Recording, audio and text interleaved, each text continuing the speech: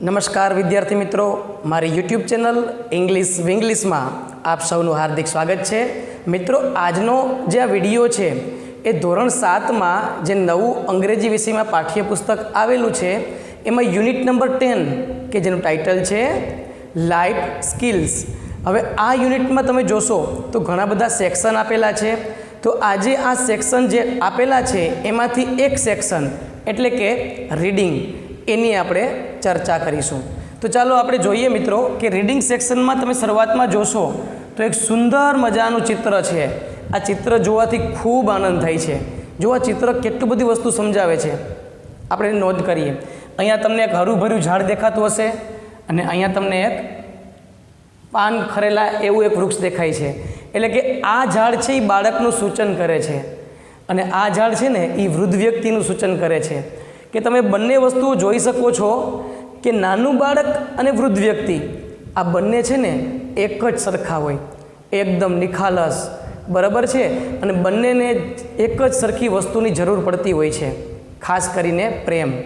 નાનું બાળક જેવી રીતે મોટાનો પ્રેમ જોઈએ છે એ રીતે વૃદ્ધ વ્યક્તિ જ્યારે થાય ને ત્યારે એને પણ પોતાના કુટુંબના જે વ્યક્તિઓ હોય ને એને યારે વાતો કરવી ગમે છે, એની સાથે બેસવું ગમે છે, એને મજા આવે. ટૂંકમાં જેમ બાળકોને આપણે સાચવીએ એમ વૃદ્ધ વ્યક્તિને પણ સાચવવા જોઈએ. આ ઉપર એક સુંદર મજાનું કાવ્ય આપ્યું છે. આપણે કાવ્ય સમજીએ મિત્રો, બહુ સમજવા જેવું કાવ્ય છે. મને તો એ કાવ્ય ખૂબ ગમે છે. હું તમને સમજાવું છું ડીપમાં. નાનું એવું કાવ્ય છે, આપણે સમજીએ. ચાલો, સ્ટાર્ટિંગમાં એક બાળક અને વૃદ્ધ વ્યક્તિ આ બંને વચ્ચે સંવાદ થાય છે. સંવાદ એટલે વાતચીત. જો બાળક શું કહે છે અને વૃદ્ધ વ્યક્તિ સામે શું જવાબ આપે છે. સેડ ધ લિટલ બોય, એટલે કે નાનો છોકરો એવું કહે છે કે sometimes I drop my spoon, કે ક્યારેક ક્યારેક મારા હાથમાંથી ચમચી પડી જાય છે. હવે નાના બાળકના હાથમાંથી ચમચી પડી જાય ને, શા માટે? કારણ કે હજી એના વિકાસનો તબક્કો ચાલુ હોય છે. એટલે જ્યારે ખાતો હોય તો ક્યારેક ક્યારેક એના હાથમાંથી ચમચી પડી પણ જાય, બરાબર, નાનું બાળક છે. Said the little old man, તો એક વૃદ્ધ વ્યક્તિ એના દાદા છે ને એ પણ કહે છે આઈ ડુ ધેટ ટુ, કે આવું તો મારાથી પણ થાય છે. હવે એનાથી શા માટે થાય છે? કારણ કે જેમ વૃદ્ધ બન્યા હોય એટલે એના જે સ્નાયુ છે એકદમ શિથિલ બની ગયા હોય, બરાબર છે. એટલે એના હાથમાં પણ ચમચી વ્યવસ્થિત પકડી શકાતી નથી. મેં તમને કીધું ને કે વૃદ્ધ વ્યક્તિ અને બાળક બંને સરખા હોય છે, બરાબર. ધ લિટલ બોય વિસ્પર્ડ, નાનો છોકરો ધીમેથી એના દાદાને કહે છે આઈ વેટ માય પેન્ટ્સ, કે ક્યારેક ક્યારેક મારા કપડાં છે, મારા જે પેન્ટ્સ છે એ ભીનું થઈ જાય છે. તો નાનું બાળક છે, સ્વાભાવિક છે, એને વોશરૂમ જવાની ખબર ન હોય, આવું થાય છે ને, ત્યારે ત્યારે પેન્ટ છે એનું ભીનું થઈ જાય તો થાય, સ્વાભાવિક છે, કારણ કે નાનું બાળક છે. તો I do that two laughed the little old man, તો બહુ મોટી ઉંમરના જે વૃદ્ધ વ્યક્તિ છે ને એ પણ એવું કહે છે કે મારાથી પણ આવું થઈ જાય છે. હવે યાદ રાખો, ઘણી તમને ખ્યાલ હશે કે મોટી એજના તમારા દાદા કે દાદી હશે ને બહુ, તો આપણે ઘણીવાર જોયું હશે કે એને પણ પેન્ટમાં કે એમાં વોશરૂમ થઈ જતું હોય છે. શા માટે? કારણ કે એની એજ એવડી થઈ ગઈ છે, હવે એને કોઈ વસ્તુનું ભાન રહેતું નથી, બરાબર. એટલે આપણે કહીએ છીએ કે વૃદ્ધ વ્યક્તિ અને બાળક બેય સરખા હોય છે. સેડ ધ લિટલ બોય, નાનું બાળક શું કહે છે? આઈ ઓફન ક્રાય, હું તો ઘણી વખત રડું છું. ધ ઓલ્ડ મેન નોડેડ, તો વૃદ્ધ વ્યક્તિ પણ માથું હલાવીને કહે છે સો ડુ આઈ, હું પણ ઘણી વખત રડી લઉં છું. નાનું બાળક છે એ નિખાલસતાથી રડતું હોય, જ્યારે મોટી ઉંમરનું હોય એ એકલું એકલું લાગતું હોય, બરાબર છે. તો એકાંત લાગવાને કારણે પણ એ નિશાસો નાખતું હોય છે, એને રડવું આવી જાય, જૂની યાદો તાજા કરીને પણ એ રડતા હોય છે. But worst of all sad the boy, છોકરો શું કહે છે? પણ આ બધી વસ્તુમાં સૌથી ખરાબ હોય ને એ શું છે? It seems grown ups don't pay attention to me, આ બધી વસ્તુમાં સૌથી ખરાબ શું છે એવું નાનું બાળક કહે છે કે ગ્રોન અપ્સ છે, ગ્રોન અપ્સ એટલે કે વડીલો, મોટા, કે મોટા છે ને don't pay attention to me, એ મારામાં કોઈ ધ્યાન આપતું જ નથી, બરાબર. મોટા મોટા જે બધા થઈ ગયા છે એ નાનું બાળક એમ કહે છે કે મારામાં ધ્યાન આપતા નથી. And he felt the warmth of a wrinkled old hand, આવું બોલે છે ત્યારે આ જે વૃદ્ધ વ્યક્તિ છે ને એ પોતાના કરચલીવાળા હાથ નાના બાળકના હાથને સ્પર્શ કરે છે, અડાડે છે અને કહે છે, શું કહે છે સાંભળજો, બહુ સમજવા જેવી વાત છે મિત્રો. આઈ નો વોટ યુ મીન, કે તું શું કહેવા માગે છે ને એ મને ખબર છે. Said the little old man, આ વૃદ્ધ વ્યક્તિએ કીધું. હવે એવું કહેવાનું પાછળનું કારણ શું ખબર? આનો અર્થ તમે સમજ્યા નથી. વૃદ્ધ વ્યક્તિ પણ એવું કહેવા માગે છે કે મારામાં પણ કોઈ ધ્યાન આપતું નથી. ભલે વૃદ્ધ વ્યક્તિ થઈ ગયા હોય તો આપણે શું કરીએ? ઘડીક એની પાસે તમે બેસો, 5 મિનિટની વાતો કરો ને તો એને ખૂબ જ મજા આવશે. એનો આખા દિવસનો થાક, ભલે ઓમ કામ ના કરતા હોય પણ માનસિક રીતે એ થાકી ગયા હોય છે. માત્ર 5 મિનિટ પાસે બેસીને કેમ છો એટલું પૂછી લ્યો ને તો એને આખા દિવસનો થાક છે ને ઉતરી જશે અને એકદમ રાજી આનંદ થઈ જશે. માત્ર દિવસની 15-20 મિનિટ એની માટે ફાળવવાની. જે વૃદ્ધ વ્યક્તિ હોય એની સાથે બેસવાનું, એની સાથે વાતો કરવાની, તો એને એવું નહીં લાગે કે હું પણ એકલો છું, મારામાં કોઈ ધ્યાન આપતા નથી. તો મિત્રો, આ કાવ્ય છે ને એ આપણને કેટલી બધી વસ્તુ સમજાવે છે. ખ્યાલ આવ્યો? તો હવે આ કાવ્યના આધારે આપણે શું કરવાનું છે? પ્રેક્ટિસના પ્રશ્નો. તો ચાલો પહેલાં ઓપોઝિટ વર્ડ છે તો એની આપણે ચર્ચા કરીએ મિત્રો. આપણે પહેલો શબ્દ આપ્યો છે યંગ. યંગ એટલે કે યુવાન. તેનું ઓપોઝિટ વર્ડ શું થશે? ઓલ્ડ એટલે કે વૃદ્ધ. બેસ્ટ એટલે કે સૌથી સારું, તો એનાથી ઓપોઝિટ વર્ડ વર્સ્ટ એટલે કે સૌથી ખરાબ. આ સુપરલેટિવ ડિગ્રીના શબ્દ છે. ઓલવેઝ એટલે કે હંમેશા, તો નેવર એટલે ક્યારેય નહીં. નન એટલે કોઈ નહીં, તો ઓલ એટલે બધા. અને પિકઅપ એટલે ઉઠાવવું, તો ડ્રોપ એટલે કે છોડી દેવું. તો આ બધા શું હતા? Opposite word. ઓપોઝિટ વર્ડને બીજો પણ એક શબ્દમાં કહેવાય છે જેને કહેવાય છે એન્ટોનિયમ. ખાસ યાદ રાખજો, ભવિષ્યમાં જરૂર પડવાની છે. ત્યાર પછીની એક્ટિવિટી જોઈએ મિત્રો. Pick out lines from the poem and write them. તો આ કાવ્ય આપણે આપ્યું છે ને એમાં અધૂરા વાક્ય છે. જુઓ, પહેલું વાક્ય આપ્યું છે, પછી આ ઘટે છે. તો જે ઘટતા વાક્ય છે એ આપણે પૂરા કરવાના છે. તો અહીંયા આપણી પાસે રેડીમેડ છે. પહેલું આપ્યું છે little boy says sometimes I drop my spoon. તો પછીનું વાક્ય ઘટે છે, એમાં શું લખશું? I do that two. આવું ઓલ્ડ મેન કહે છે. તેના પછી લિટલ બોય એમ કહે છે કે આઈ વેટ માય પેન્ટ્સ. તો ઓલ્ડ મેન શું કહે છે? Sometimes I also wet my pants. બરાબર. Little boy I often cry. તો ઓલ્ડ મેન કહે છે સો ડુ આઈ, હું પણ રડું છું. તો અહીંયા આપણે આ અધૂરા વાક્ય પૂરા કર્યા. ત્યાર પછીની જોઈએ મિત્રો. હવે સુંદર મજાની એક સ્ટોરી આવી છે રીડિંગ સેક્શનમાં, એની પણ ચર્ચા કરી લઈએ. બહુ સમજવા જેવી સ્ટોરી છે જેનું ટાઇટલ છે 3 ક્વેશ્ચન્સ, એટલે કે 3 પ્રશ્નો. ચાલો જોઈએ સ્ટોરીને. વન્સ, એક વખત, a king wanted the answers to 3 question. એક વખત એક રાજાને છે ને 3 પ્રશ્નોના જવાબ જોતા હતા. હવે આ 3 પ્રશ્ન કયા હતા? પહેલો પ્રશ્ન, what is the right time to do anything, કે કંઈ પણ વસ્તુ કરવી હોય, કોઈ પણ કામ કરવું હોય તો તેના માટે સૌથી શ્રેષ્ઠ સમય કયો?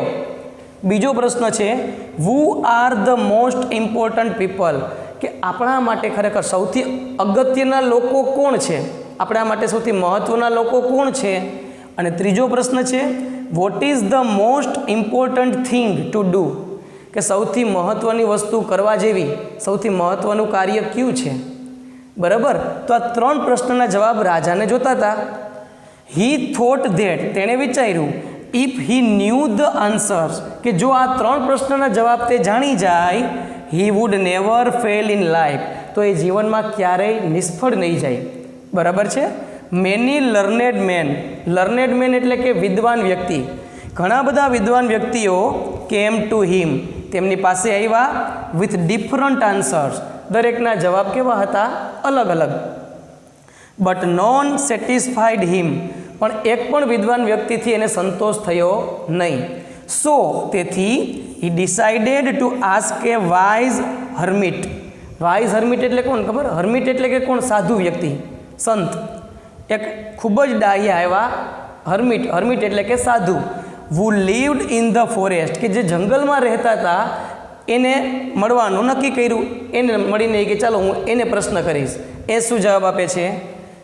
તો હવે રાજા છે એ હર્મિટ પાસે જાય છે, એટલે કે સાધુ પાસે જાય છે. The hermit was simple, and week.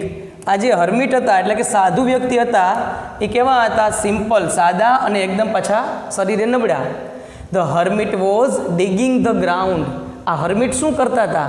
તો કે ડિગિંગ ધ ગ્રાઉન્ડ. ગ્રાઉન્ડ એટલે કે મેદાન, જમીન, જમીનને ખોદતા હતા. The king went to him. એટલે રાજા એની પાસે ગયા ઇન પ્લેન ક્લોથ્સ. કેવા કપડામાં? સાદા કપડામાં. બરાબર છે. And asked his question. અને ત્યાં જઈ એને પ્રશ્ન કર્યા. હવે જે સાધુ વ્યક્તિ હતો હર્મિટ, એને ખબર નથી કે આ રાજા છે. The hermit only listen. સાધુ વ્યક્તિએ તો માત્ર તેને સાંભળ્યો. And kept digging. અને પોતાનું કામ એણે ચાલુ રાખ્યું. રાજાને કંઈ પણ જવાબ આપ્યો નહીં. The king helped him by digging for hours. એટલે રાજાએ પણ તેને કેટલાક કલાકો સુધી આ જમીન ખોદવામાં મદદ પણ કરી. સડનલી એકાએક એ વાઉન્ડેડ મેન કેમ રનિંગ. એક ઘવાયેલો વ્યક્તિ છે ને ત્યાં દોડતો દોડતો આવ્યો. He had been badly hurt in a fight. ફાઇટમાં એટલે કે યુદ્ધમાં તે ભયંકર રીતે ઘવાયેલો હતો. The king treated his wound.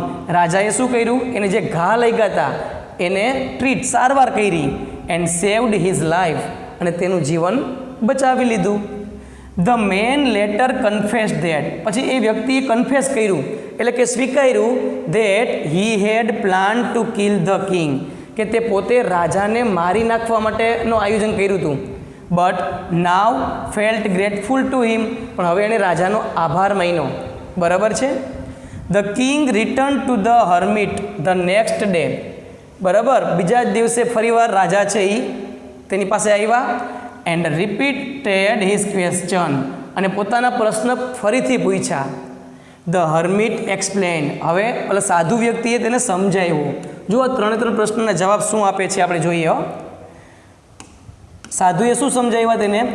તો કે the right time is now. આ પહેલાંનો જવાબ છે કે સાચો સમય એટલે સાચો સમય કયો છે? એમ કોઈ પણ કામ કરવું હોય તેના માટેનો સાચો સમય તો કીધું કે ધ રાઇટ ટાઈમ ઇઝ નાવ.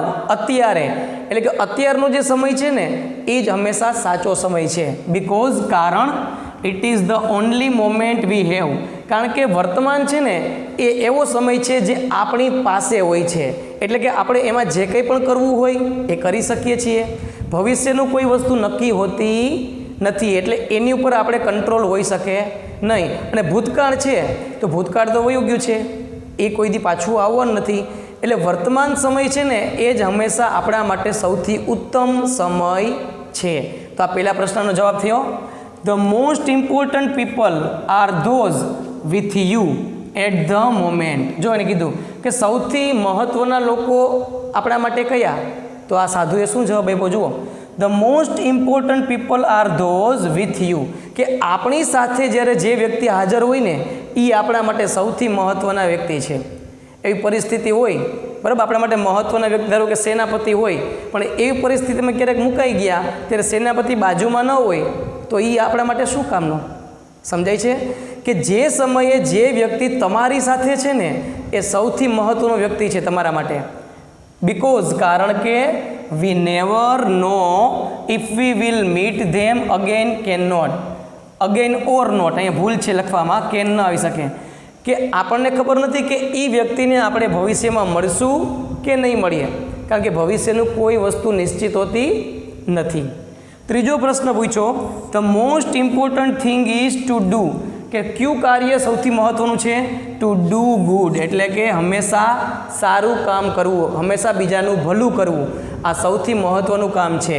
શા માટે?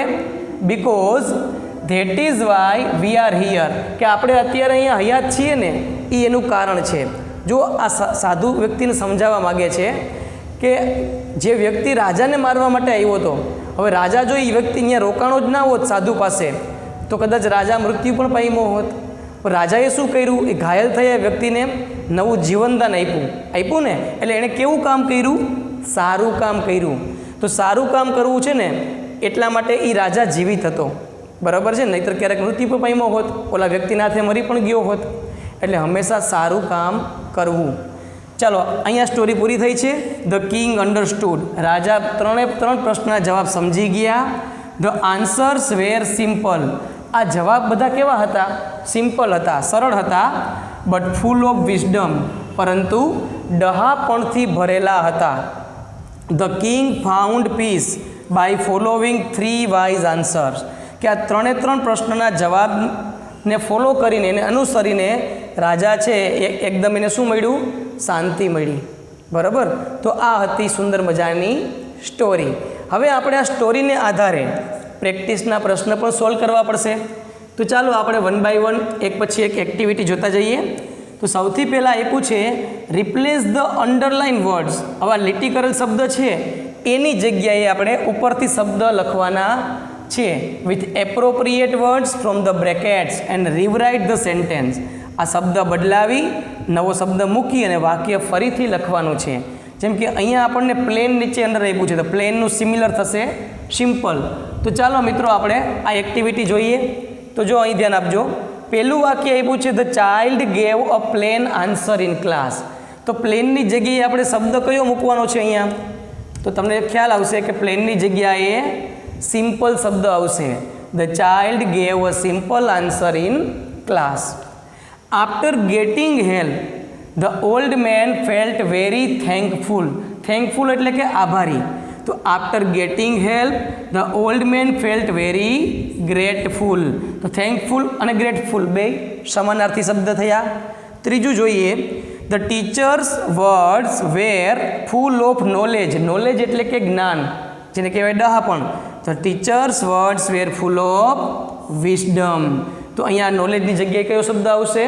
વિઝડમ આવશે. ત્યાર પછી ચોથો પ્રશ્ન જોઈએ મિત્રો આપણે. The boy fell off his bicycle and got ખાલી જગ્યા. તો હર્ટ એટલે શું થાય? ઈજા. The boy fell off his bicycle and got injured. Injured એટલે પણ શું થાય? ઈજા થવી થાય. પાંચમું છે the thief finally admitted. Admitted એટલે કે સ્વીકારવું. તો અહીંયા છે ધ થીફ ફાઇનલી કન્ફેસ્ડ. બંને શબ્દ સિમિલર વર્ડ થયા. તો આ રીતે વાક્ય ફરીથી તમારે લખવાના છે. ઓકે. ત્યાર પછીની એક્ટિવિટી જોઈએ મિત્રો આપણે નેક્સ્ટ. તેના પછી આવે છે arrange the sentence in proper order. તો જો અહીંયા કમ્પ્લીટ વાક્યના ક્રમ ગોઠવેલા છે. અહીંયા તમને જે 5-6 વાક્ય આપેલા છે એમાં સૌથી પહેલું વાક્ય કયું આવશે? તો એ આપણને ઓલરેડી આપી દીધું છે એના. The king wanted answers to 3 questions. એના પછીનો ક્રમ કયો આવશે? તો કે 5મું many learned men gave different answers.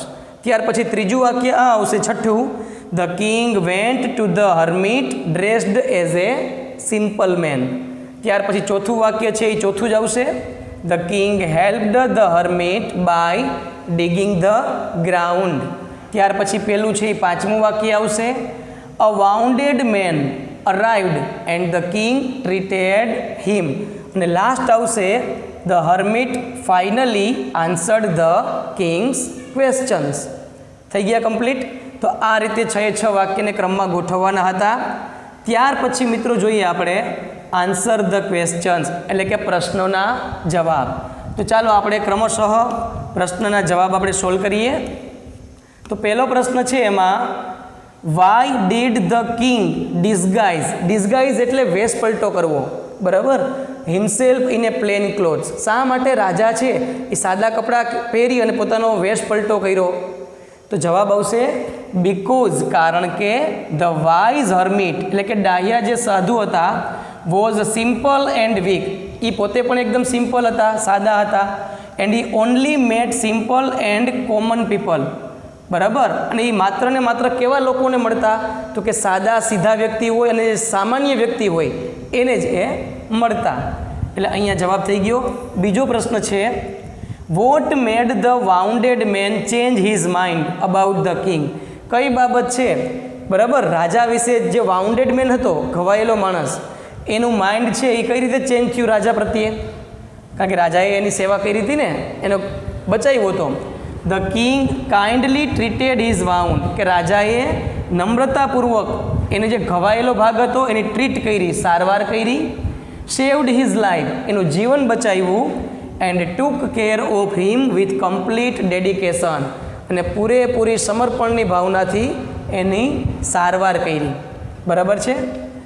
ત્રીજો પ્રશ્ન છે, which quality did the king show by helping the hermit dig. બરાબર, કયા ગુણો એવા છે, બરાબર, જે રાજાએ બતાવ્યા છે. Which quality did the king show by, hermit છે એનું જમીન ખોદતા હતા તે પોતે પણ ખોદવા લાગ્યા, તો આમાં રાજાએ પોતાની કઈ વસ્તુ, કયા ગુણો બતાવ્યા છે?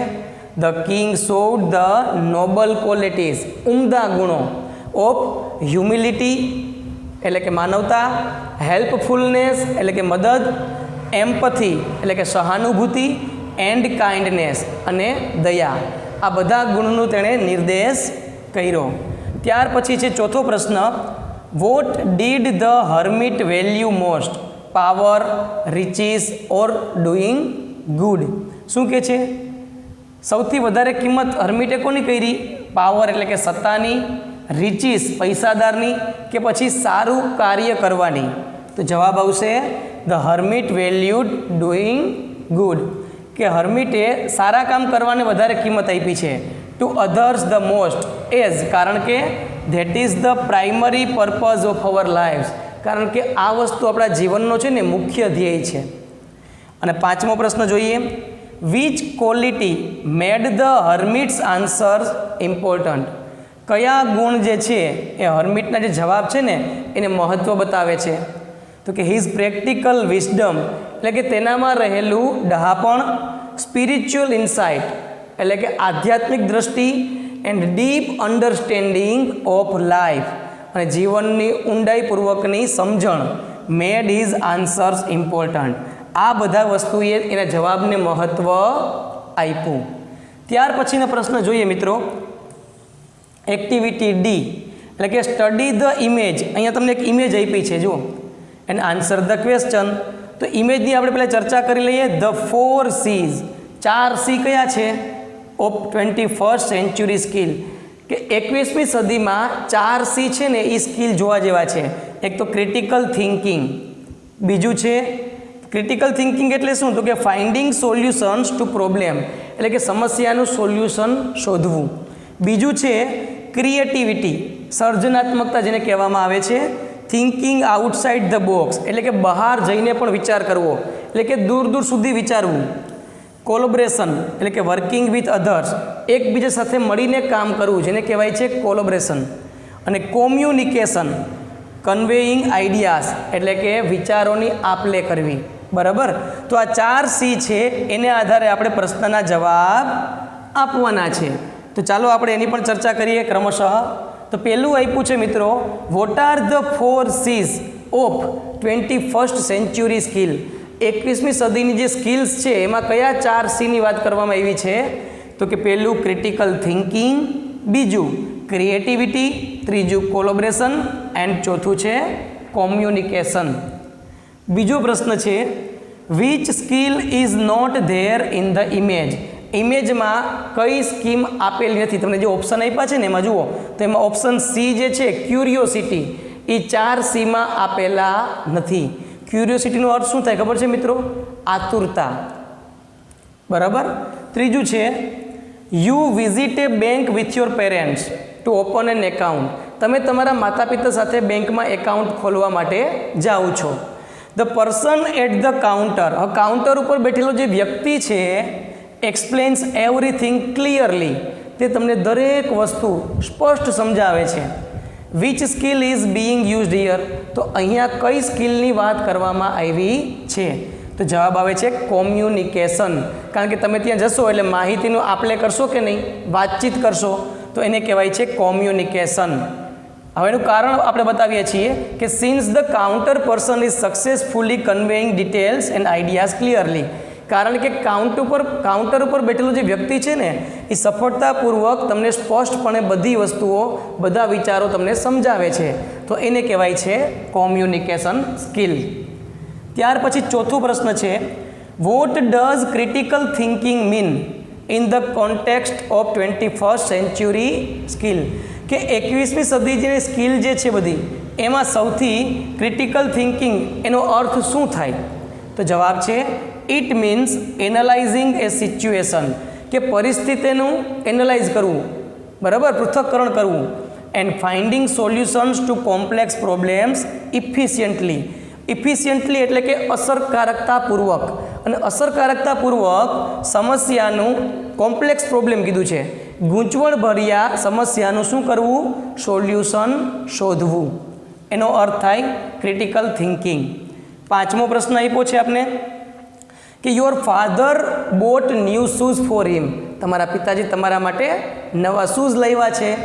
How would you use the box of the shoes to make something useful.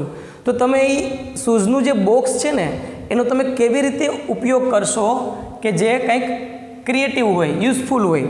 તો જવાબ છે આ રીતે લખી શકીએ આપણે કે બાય યુઝિંગ ક્રિએટિવિટી, ક્રિએટિવિટીનો ઉપયોગ કરીને I can convert the empty shoes box into a beautiful pen stand. કે ખાલી થયેલા શૂઝના બોક્સમાંથી હું સુંદર મજાનું પેનનું સ્ટેન્ડ બનાવીશ. અ મિની સ્ટોરેજ ઓર્ગેનાઇઝર બોક્સ ઓર એ ડેકોરેટિવ જ્વેલરી બોક્સ, અથવા તો કોઈ જ્વેલરી બોક્સ બનાવીશ. પછી પક્ષીઓના માળા પણ બનાવતા હોય છે મિત્રો ઘણા, એ પણ બનાવી શકાય, બરાબર. તો આ હતા આપણા પ્રશ્નના જવાબ. તો હવે મિત્રો આપણે છેલ્લી એક્ટિવિટી પહોંચ્યા છીએ. હવે અહીંયા શું કહેવા માગે છે કે write the most appropriate skill with the given situation. અહીંયા આપણને સિચ્યુએશન આપેલી છે અને એ મુજબ એમાં કઈ સ્કિલ છે એ લાગુ પડે છે. તો પહેલું છે કે થિંકિંગ ડીપલી ટુ સોલ્વ એ રાઇડલ, કે રાઇડલને સોલ્વ કરવા માટે ઊંડાણપૂર્વકનું વિચાર, તો એને કહેવાય છે ક્રિટિકલ થિંકિંગ નામની skill. Building a robot as a group project. આ ગ્રુપ પ્રોજેક્ટની વાત આવી એટલે શું થાય તો કે એકબીજા સાથે મળીને કામ કરવાનું હોય, જેને કહેવાય છે કોલેબોરેશન, બરાબર. Designing A poster for saving electricity. Electricity બચાવવા માટે પોસ્ટરની ડિઝાઇન તૈયાર કરી, તો એને કહેવાય છે ક્રિએટિવિટી. અને giving A speech in front of your class. તમારા ક્લાસમાં તમારે બધા વિદ્યાર્થીઓની સામે તમારે સ્પીચ આપવાની છે, તો આમાં કઈ સ્કિલ છે તો કે કોમ્યુનિકેશન, એટલે કે વાતચીત કરવાની થાય. તો આ રીતે મિત્રો તમે જોયો તો આપણે આ રીડિંગ નામનો સેક્શન છે એ કમ્પ્લીટ કર્યો. તો મિત્રો મને આશા છે કે તમને આ દરેક આખા સેક્શનમાં દરેક જે એક્ટિવિટી છે એ વ્યવસ્થિત સમજાઈ ગઈ હશે. છતાં પણ કંઈ પણ પ્રશ્ન હોય તો તમે મને કોમેન્ટ બોક્સમાં જરૂર પૂછી શકો છો, હું એનો જવાબ ચોક્કસ આપીશ. અને મિત્રો જો વિડીયો ગમ્યો હોય તો લાઈક કરજો, શેર કરજો અને સબસ્ક્રાઈબ જરૂર કરજો. અસ્તુ. જય હિન્દ, જય ભારત.